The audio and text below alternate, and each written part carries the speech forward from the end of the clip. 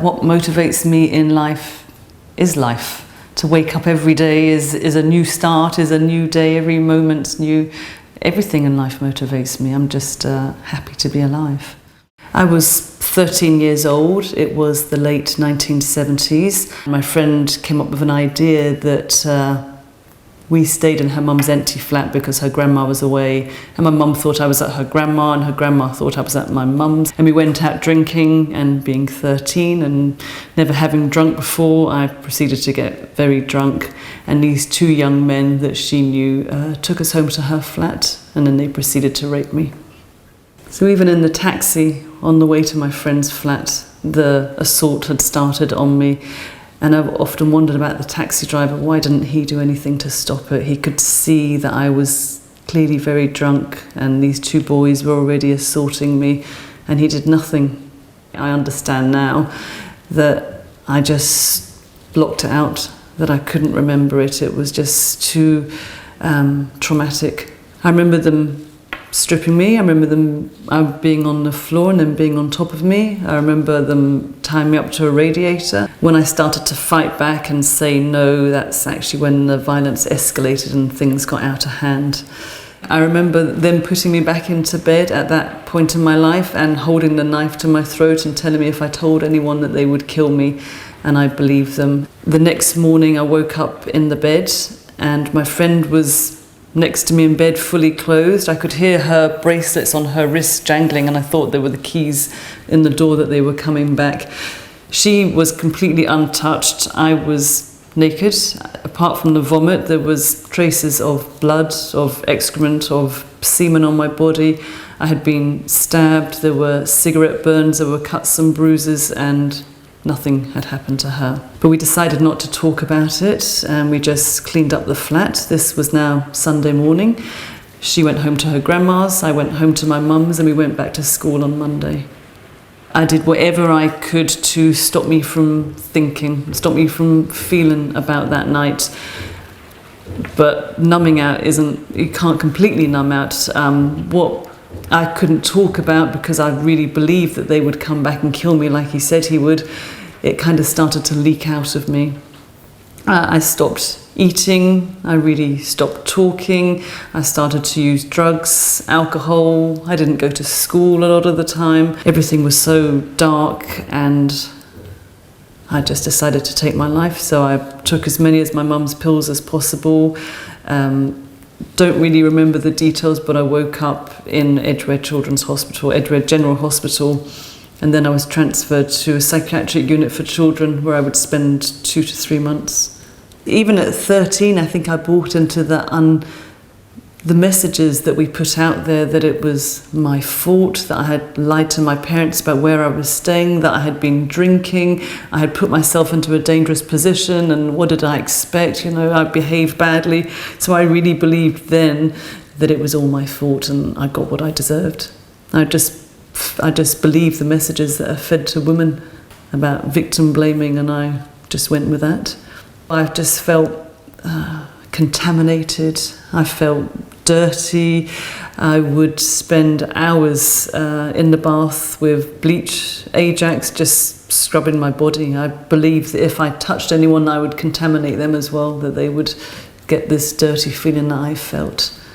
3 years later, my behaviour had become very rebellious. Whatever my parents said do, I would do the opposite. If they said stay in, I would climb out my second floor bedroom window and go out, stay out all night, drinking and smoking drugs. And eventually my mum just realised something must be going on. Don't you realise the danger you're putting yourself into? I couldn't find my voice, but I decided to write down what had happened to me, and I left a note on my pillow one day, and I went to school explaining what had happened. She then phoned my friend and spoke to her mum, and my friend said it hadn't happened like I said it did. So it had taken me 3 years to finally find my voice, and then she completely betrayed me. And in the meantime, I had earned myself a name. If a boy approached me or anyone was interested in me, I would just let them do whatever they wanted. I was so scared of being hurt, so I became very promiscuous, which I know now is a really common reaction as well. I just thought, well, the worst had been done to me. What else could happen? There was another twist in the tale as well, is that my mum responded in complete silence. My dad wanted to go to the police, he wanted to charge the men, and I refused because I thought I would get into trouble, that they would come back, they would kill me. I still believe that. And it took me many, many years to understand my mum's silence as well. But I believed then, which I understand differently now, that her silence was because she also didn't believe me. And that just devastated me as well. I told my mum that I was having therapy again, and she revealed to me that at the age of 8 she was raped by her neighbour. She had never told my dad. When my dad died, they'd been married for 38 years. She'd had 5 children. She'd never had support, and she never spoke about it. After I had told my parents, they decided it would be a good idea for me to leave and get away from the scene that I was in, all the drugs and everything I was doing. So I went to Israel for a year, which is where I met my husband. Couldn't really understand at the time why he wanted to be with me. I really just couldn't understand it, and I would drive him crazy after years. Why do you want to be with me? Why do you love me? Why are you with me? But he just loved me.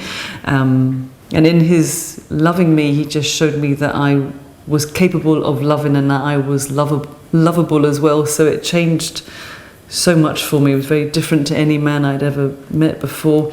But I was very clear from the start that I would never have children. We had been together for about 8 years or so. We'd been married now, and he asked me the question again if I'd like to have children, and I was ready for my usual answer of, you know that I can't do that.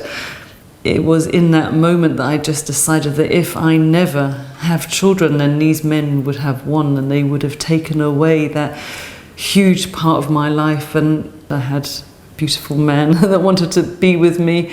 I felt very happy, very safe with him, which is a strange word to use, but yeah, it was very safe. And I decided I would just live my life as well as I could. That would be my revenge.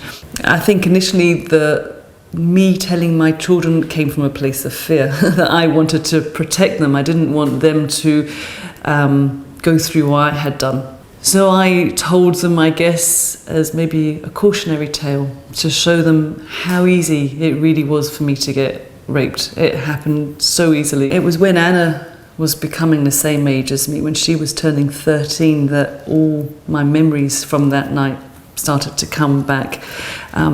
I would get flashbacks, I would get body memories, I would get nightmares, I would get feelings, I would imagine seeing these young men everywhere. I really found it hard to believe that this is how we treat people on this planet, that we can, so much violence against one person, that they can totally dehumanize someone in that way. And the more I denied it, the more the memories would come back, and the more they would haunt me. One of the things that I kept seeing was there was somebody else there at the time, and the more I denied his presence, then the more I would see him.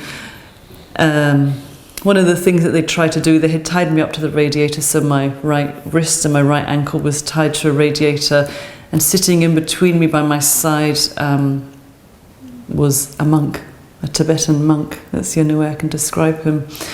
And at this point they are trying to set fire to my hair. They're trying to burn me, and all I see in my dreams is the monk leaning over me and just blowing out the lighter.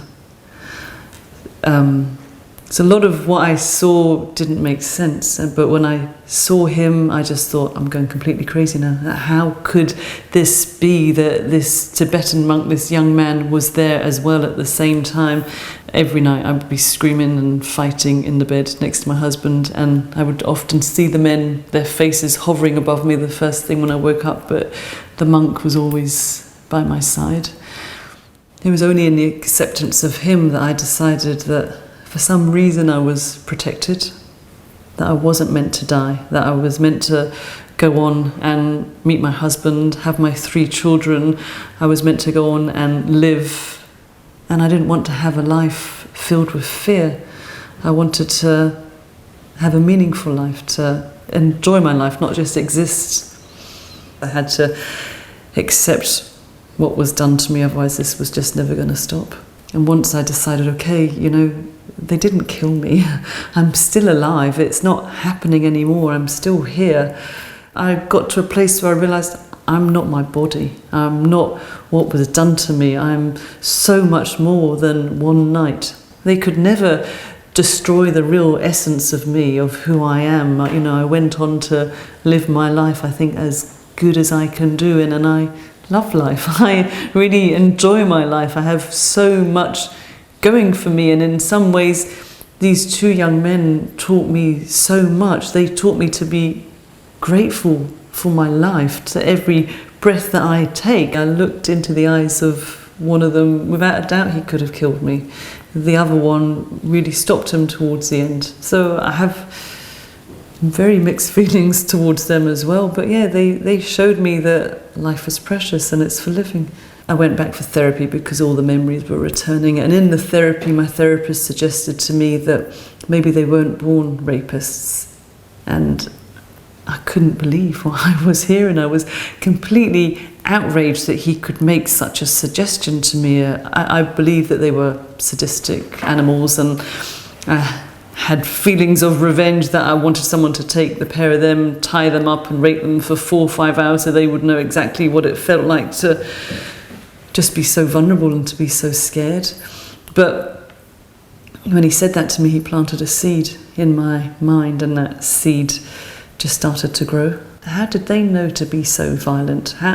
What had they seen or heard or experienced in their own life that they could be so connected from their own humanity that they could dehumanize me in such a way that degrade me? What had happened to them? I don't believe that any of us are born rapists or murderers or terrorists or arsonists or fraudsters.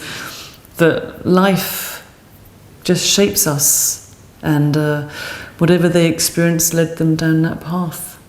It was suggested to me to have body work done. It's a therapeutic massage, and when I first went, I could hear somebody screaming and I could hear somebody kicking and shouting, and then I realised that it was me. I was making all this noise on the massage couch, you know, because I really struggled to believe all these memories, and when my body reacted like that, I thought, I can't make that up.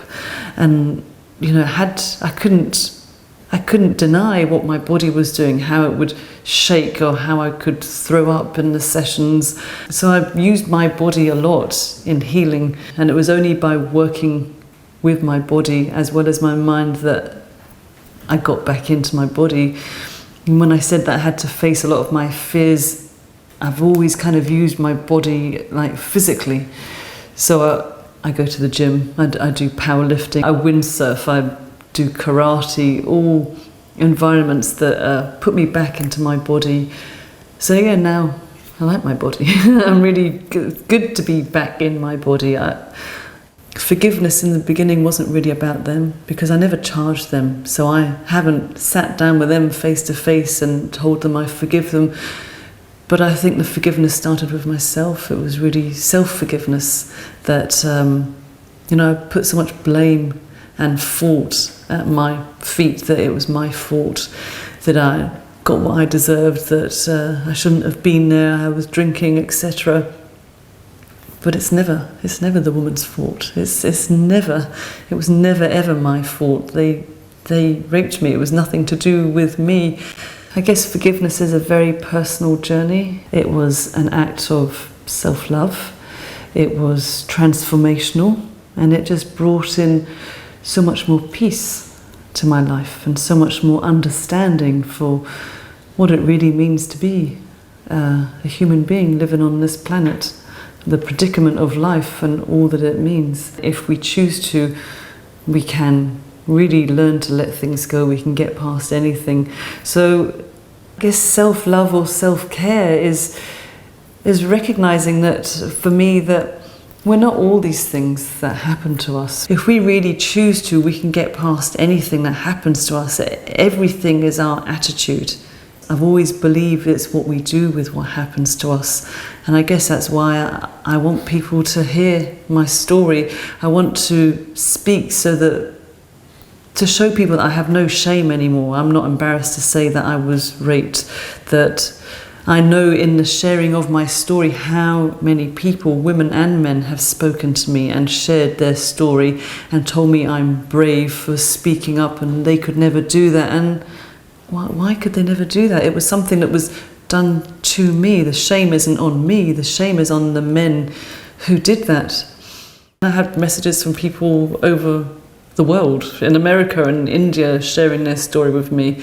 And I saw that, it took me so long to find my voice, but now I just won't be silenced. I want my girls to grow up in a society where they don't feel that they're hated by men, where there's not everyday sexism, when there's victim blaming, when it's just normal to be in a relationship with someone that loves you. It's really important for me to have love in my life, because the alternative was hate. And it's not just with what happened to me and what happened to so many other people, even politically, or even with wars, any situation, love will always win over hate. By meeting my husband and having my kids and allowing love in it, it's opened up my heart. It's like that I've kind of defrosted in the protecting of myself, in the numbing out, and in the putting myself in the freezer, so to speak. I didn't feel anything. I didn't appreciate anything. I was just like on autopilot. I was in my body, but it was just that I was renting a space. It was just like a shadow. Didn't really exist. I was existing, but I wasn't really existing. And now I just feel there's more of my aliveness. There's more of me here. There's more of my energy, and and that comes from love, from allowing love into loving. To me, it was a key that opened many doors.